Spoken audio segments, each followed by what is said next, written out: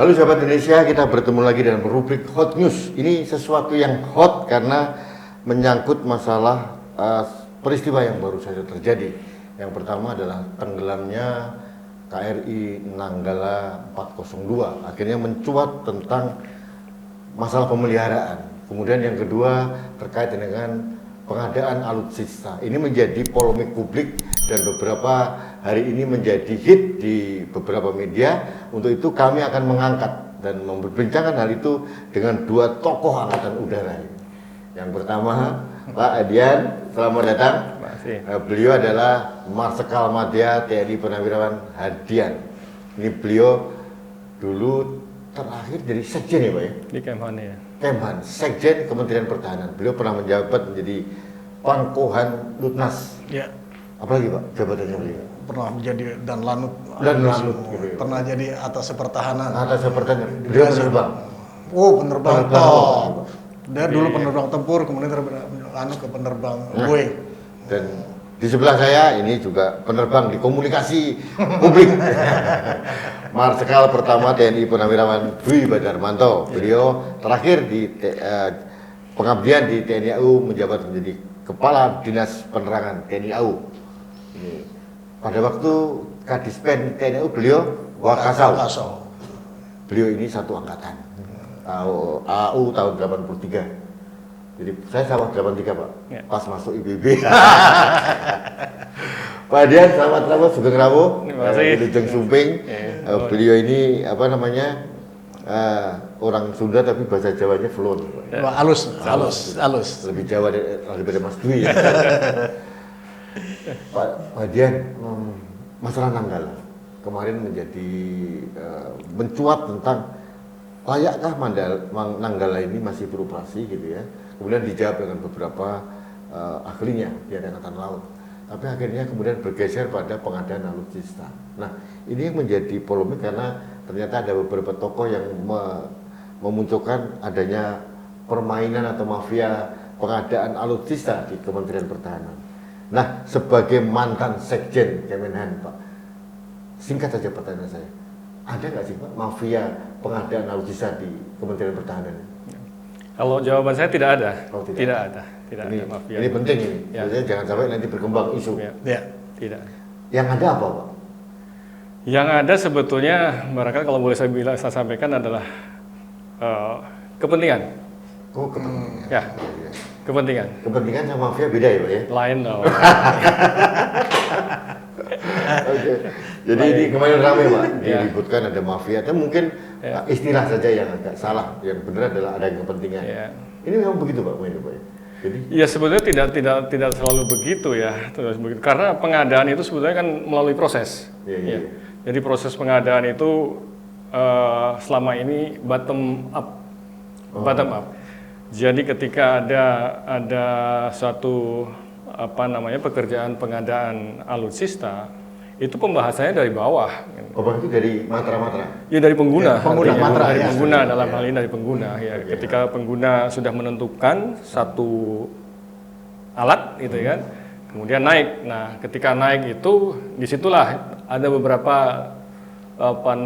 kejadian barangkali gitu ya, yang menjadi konflik gitu. Itulah yang saya bilang kepentingan tadi itu gitu. Pak, agak flashback Pak. Sahabat Indonesia perlu tahu. Ini prosedur pengadaan alutsista di Indonesia ini seperti apa sih Pak?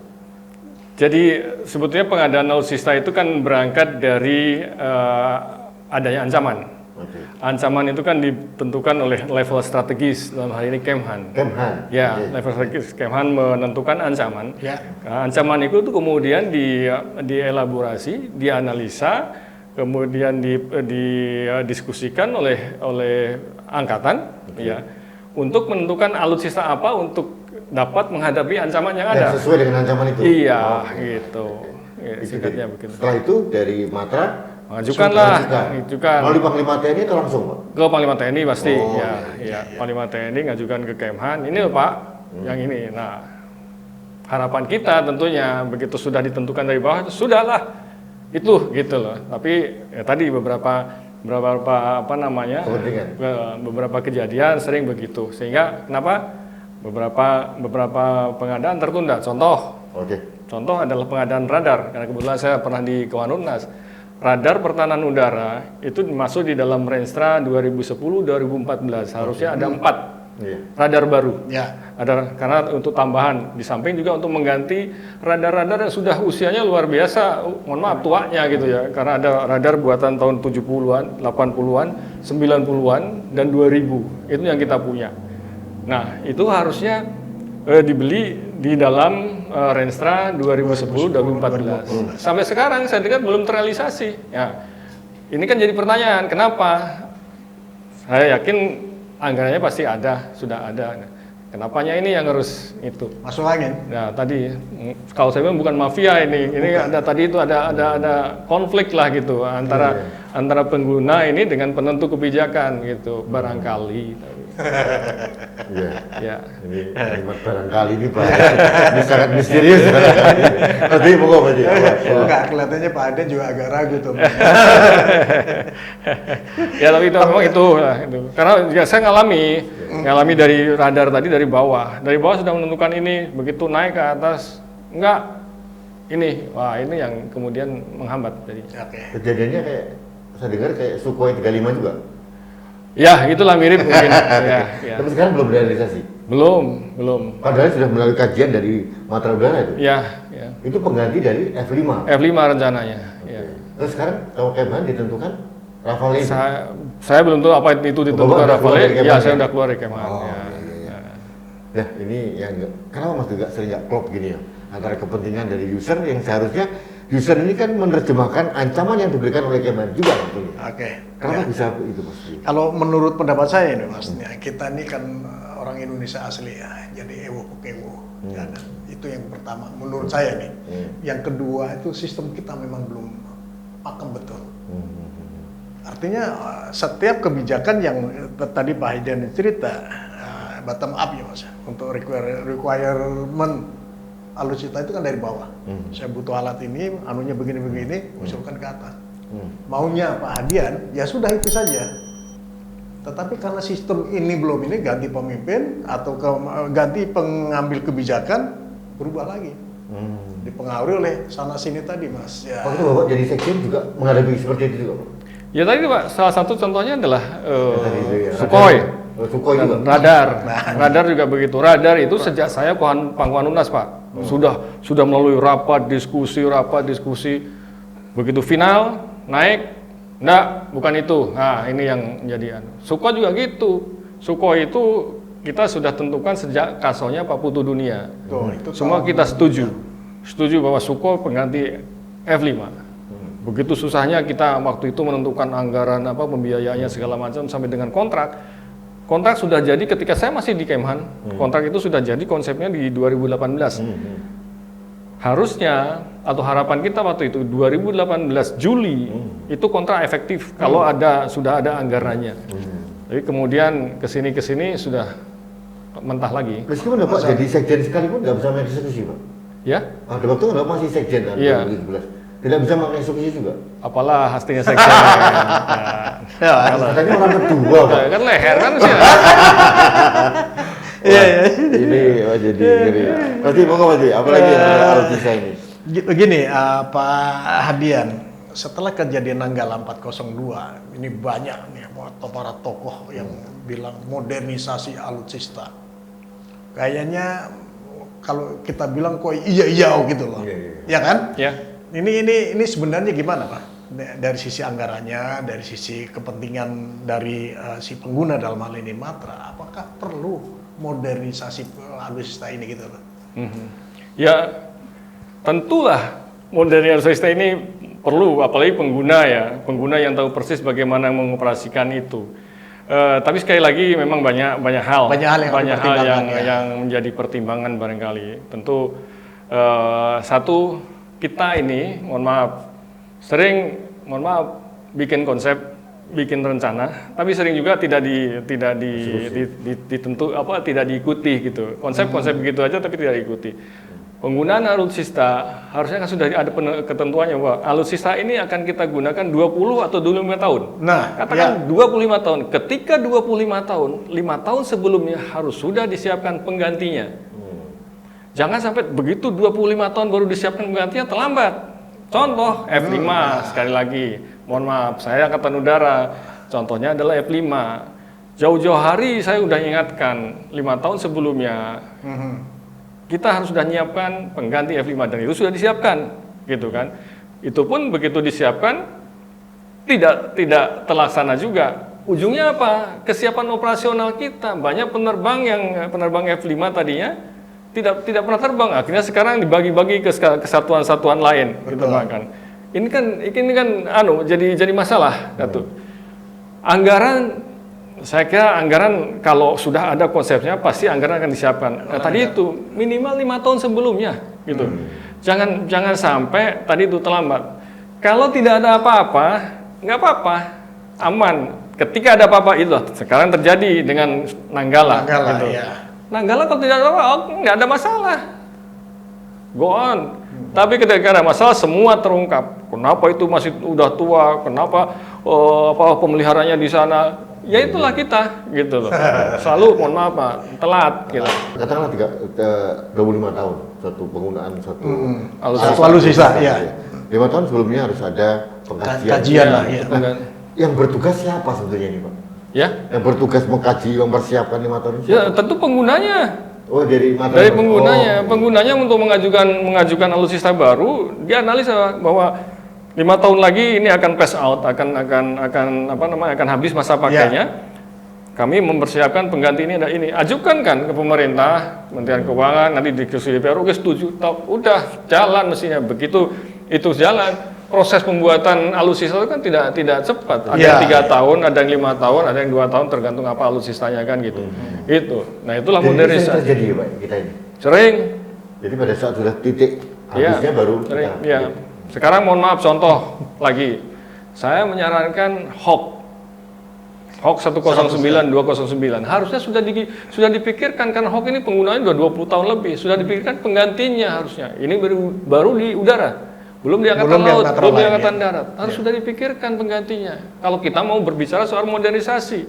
Pak, sekarang di Kemen ada KKIP. Dari dulu juga ada KKIP. KKIP kan dari 2016 ya. 2016. Itu fungsinya apa Pak sebenarnya?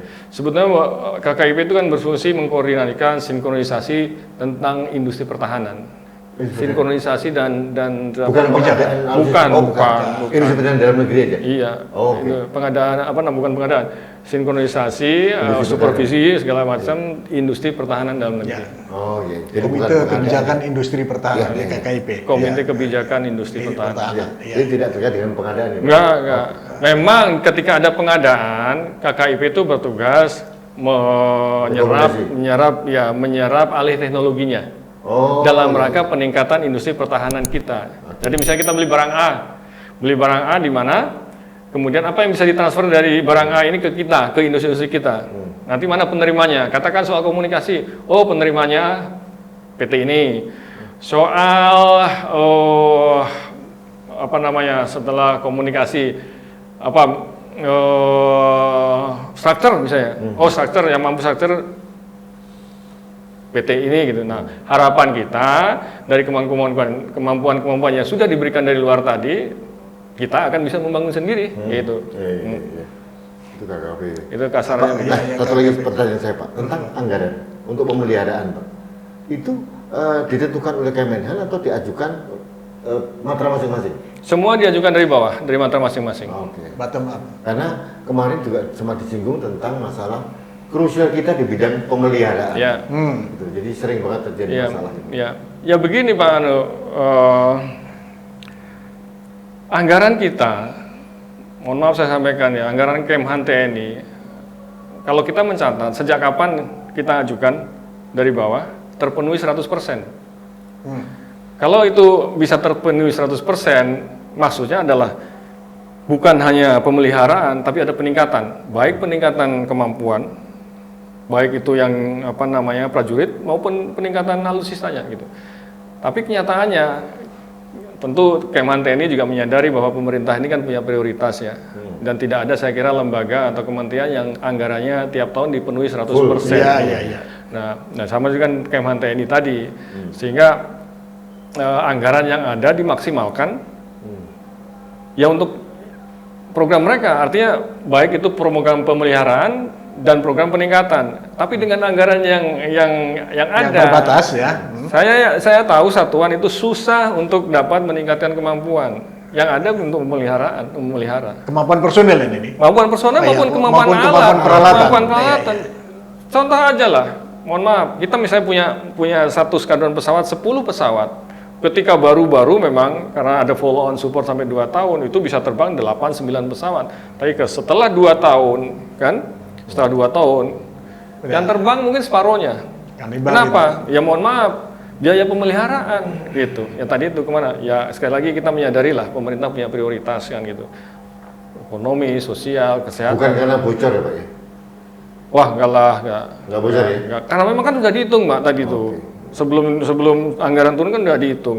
Bahwa tahun ini memelihara sekian pesawat, untuk bisa siap sekian pesawat, ini sekian. Kapal juga saya kira begitu, untuk siap layar sekian, anggaran sekian. Itu, tapi kemudian ketika anggaran ini tidak terpenuhi kan, ya tadi itu. Iya. Oke Mas. Ini Mas, ada lagi Mas.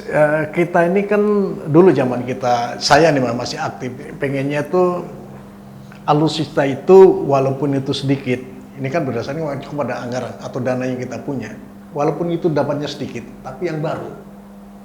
Ya, tetapi ada tokoh-tokoh tertentu justru yang kata dengan alasan untuk deterrence atau untuk alasan apapun sering kita ngadakan barang-barang yang bekas gitu loh.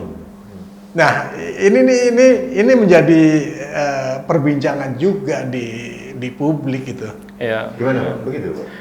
Terus kalau saya setuju dengan Pak Dwi gitu ya. Saya juga mohon maaf dulu pernah saya sampaikan lah kepada senior saya gitu kan. Dan saya menanyakan kenapa sih kita tuh sering beli atau mengadakan barang-barang yang mohon maaf tidak baru gitu kan. Alasannya tadi, wah tidak punya uang gitu kan. Loh nggak apa-apa Pak, kalau tidak punya uang ya kita beli semampunya kita. Nanti tahun depan kita anggarkan lagi. Bagi saya Pak Kamri hanya 2. Satu adalah untuk tadi deterrent. Deterrent itu sebagai bagian dari kebanggaan kita, Pak. Gitu loh. Deterrent. Psikologis. Ya, satu. Yang kedua juga pengawak. Pengawak itu tentu juga lebih bangga dengan barang baru daripada contoh lah Pak Kamri punya mobil Kijang 96, saya punya 2018. Oh, saya bisa. Dan palingnya tetangga minder Pak, kan minder tetangga gitu loh, gitu. Nggak apa-apa sebetulnya gitu. Karena kenapa? Barang bekas sama dengan kita punya mobil lah. Ujung-ujungnya mohon maaf ngorot. Nanti dimodifikasi ini, ditingkatkan kemampuan, duit juga akhirnya Pak. Ngorot akhirnya gitu loh. Tapi kalau coba bayangin kalau duit yang untuk tadi itu dibelikan baru, mungkin bisa lebih efektif. Iya. Dan lebih efisien. Tidak ada pemeliharaan atau morotin tadi Pak ya. Jadi gitu Mas, jadi intinya biarpun sedikit tapi baru. Iya. Apalagi itu alutsista kan begitu. Iya. Pak, mohon maaf. Tadi kan ada semacam bukan silang sengkarut, ada permasalahan sedikit tentang pengadaan alutsista. Ada kadang-kadang pengajuan dari bawah tidak klop dengan kepentingan yang di atas. Nah, apakah menurut Pak Hadian itu sistemnya SOP sekarang masih perlu dipertahankan, di mana pemegang pengguna anggaran adalah Kemhan untuk menentukan segala macam, atau sebaiknya dialihkan ke Mabes TNI aja Pak? Bagi saya sebetulnya kalau soal itu sama aja, kembali kepada kitanya kalau saya gitu. Tapi kalaupun mau dipindahkan, saya mohon maaf waktu di Sekjen secara pribadi mendukung. Kenapa? Mempermudah tanggung jawab. Kenapa? Karena sekarang itu di Kemhan dan TNI ada satu pengguna anggaran Menteri Pertahanan namanya PA, kemudian di bawahnya adalah KPA, kuasa pengguna anggaran gitu. Nah, ketika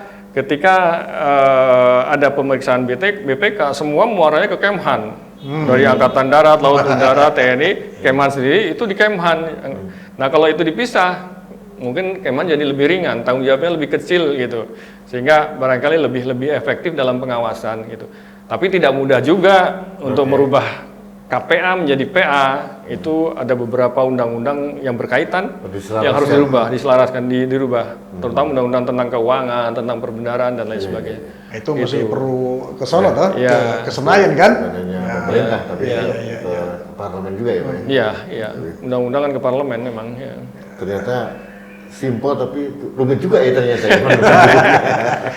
Dan rumit satu lagi tadi Mas, saya bilang sistem belum terbangun dengan baik itu Mas ya. Misalnya contoh untuk pengajuan alutsista, kan bottom up, kita usulkan di bawah nih. Tapi nanti di atas sana ke untuk kebijakan bilang coba dipelajari lagi, kita sudah kelongkong ini bawah nih. Tapi kalau sistem sudah terbangun bahwa si pengambil kebijakannya harus menghargai si pengguna, ya kita harus berorientasi kepada pengguna. Kalau pengguna bilang alatnya ini ya, ini jangan dirubah-rubah lagi gitu loh. Iya, singkatnya sebetulnya komitmen Mas. Komitmen satu kata, satu tindak itu yang perlu gitu. Ini masih jadi PR kita ya Pak? PR kita masih tadi Pak, itu. masalah Nanggala ini Pak, yang menjadi pembicaraan publik sekarang. Kita ternyata mempunyai kapal selam yang masih sekelas itu masih ada berapa itu? 4 atau 5 itu? Alugoro 1, ada dari 1, Oh iya, 4 ya. Pak. Nah, dengan luas lautan yang luar biasa besar ini, meskipun nggak harus kapal selam tugasnya beda sama kapal atas air ya. Nah, ada beberapa orang yang mengatakan memang pengadaan ini di angkatan laut yang masalah kapal selam ini tidak terlalu diprioritaskan. Pertanyaan saya begini, siapa yang menentukan prioritas kebutuhan matra-matra ini? Kemhan atau Panglima TNI atau masing-masing matra ini? Ya, yang punya anggaran tentunya. Kemenhan iya, pengguna anggarannya. Iya. Iya. Karena dulu zaman Soekarno punya 12 kapal selam. Iya. Jadi melalui kemunduran lah. Iya. Kemudian pesawat juga gitu ya. Iya. Idealnya katanya sih kalau yang saya dengar 18 itu. Idealnya kapal selam. Iya. Jadi penentuan anggaran nih Pak Kamri, ketika menentukan anggaran katakan untuk tahun 2022, mungkin sekarang udah mulai dibahas di angkatan. Di Matra ya. Ya, di Matra. Di angkatan nanti bulan-bulan Agustus, September udah naik ke Kemhan.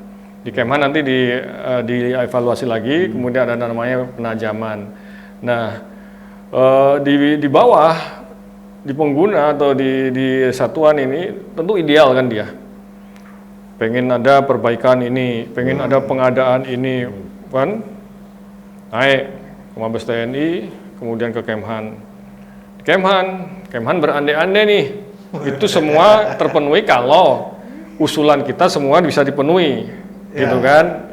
Usulan kita bisa dipenuhi. Tapi kemudian ada namanya nanti ada pagu yang namanya indikatif, masih indikatif lah gitu ya. Katakan kita mengajukan anggaran keamanan TNI tahun 2022 itu X gitu ya. Tapi kayaknya nggak nyampe X deh, X minus gitu. Kalau X minus coba sesuaikan lagi gitu. Itu baru indikatif. Nanti habis indikatif ada namanya definitif kan gitu. Setelah definitif, oh ternyata X minus 2 gitu kan. X minus 2 Kemhan dapat sekian, TNI dapat sekian, Matra dapat sekian, sesuaikan lagi itu gitu. Jadi itu proses jadi. Beda dengan sistem penganggaran polisi kan Mas? Iya. Kalau polisi kan udah satu badan saja gitu. Iya. Nah, Pak, solusinya menurut Bapak apa yang terbaik untuk mengatasi semua ini? Bapak kan punya pengalaman di Wakil Kasau juga, pernah di Sekjen Kemhan. Bagaimana saran pada pemerintah memperbaiki ini? Memperbaikinya? Ya. Ya mudah-mudahan pemerintah punya duit banyak. Ya kan, jadi semua bisa 100%, artinya kita nih, kalau semua anggarannya bisa dipenuhi 100%, mudah-mudahan Tapi dengan 100% terpenuhi, tapi masih ada kendala lagi nih, karena sistemnya si pengguna maunya pesawat dengan spesifikasi ini, kemudian oleh ya tadi itu komitmennya itu, komitmennya harus punya komitmen gitu. Yang punya hak veto itu siapa Pak artinya? Ya. Veto, misalkan ini, saya minta yang putih, ternyata Kemhan menentukan yang abu-abu gitu. Ya. Bisa nggak kita menolak gitu? Dari Matra menolak? Susah mungkin ya. Ini senyum aja ini kayak ewo tadi kan. Ya, yang tentukan kan yang punya anggaran, emang ada tuh ya bahwa bisa diveto gitu. Ada yang bisa veto, ada di Perpres 10 kalau nggak salah di pengadaan apa? Oh, ada aturannya. Perusahaan artinya bisa memveto. Iya, tapi tidak bisa begitu saja veto kan gitu. Iya. Susah. Ya sebagai contoh aja. Waktu saya masih dinas sekian 2016 pensiun, belum pernah namanya TNI AU berpikiran untuk beli pesawat Rafale itu, belum pernah ya. Tapi tiba-tiba sekarang muncul di media. Atau mungkin generasi di bawah Bapak yang mempunyai kajian baru tentang Rafale gitu. Saya nggak tahu ya, karena sejak setahu saya sampai saya pensiun kita masih menginginkan Sukhoi gitu kan, ya 35. Nah, ini kan seharusnya yang paling tahu tentang alutsista di udara lah ya orang angkatan udara. Ya, penggunanya. Ya. Akhirnya kok ditentukan Rafale dari Prancis itu, kalau bukan orang udara, masa bisa dia berani menentukan? Ini pertanyaannya nggak dijawab. Saya tahu tidak akan terjawab. Jawabannya gampang, tapi nyampainya yang susah gitu.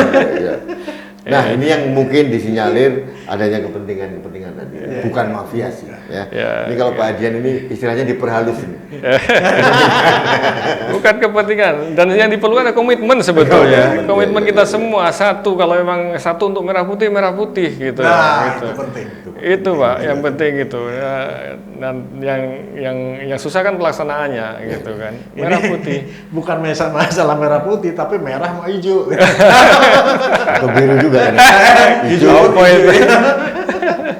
Sahabat Indonesia, kita diskusi yang mungkin tidak akan memuaskan Anda, tapi beberapa pertanyaan saya pun juga belum terjawab oleh Pak Dian maupun Pak Dwi Badarmanto, tapi kita tahu ada beberapa hal yang boleh dijawab dan ada beberapa hal yang tidak perlu dijawab. Jadi yang jelas tadi disampaikan oleh Pak Dian, yang paling penting adalah komitmen siapapun stakeholder pada pengadaan alutsista, dari mulai matra sampai pada yang punya anggaran, ini penting. Jadi kalau komitmen itu dibangun atas dasar merah putih dan Pancasila, semuanya aman. Jalan. Nah, mudah-mudahan ke depan komitmen pejabat di Kemenhan maupun di Mabes TNI maupun di matra-matra lain punya komitmen yang kuat untuk menggunakan anggaran yang notabene punya rakyat, uang rakyat dan sebagian juga dari pinjaman, dengan komitmen kuat menjaga kewibawaan negara, tidak bocor kemana-mana, yang jelas, dan tetap menjaga merah putih dan Pancasila. Ini harapan kita sebagai rakyat. Terima kasih, kita bertemu lagi dalam Hot News berikutnya.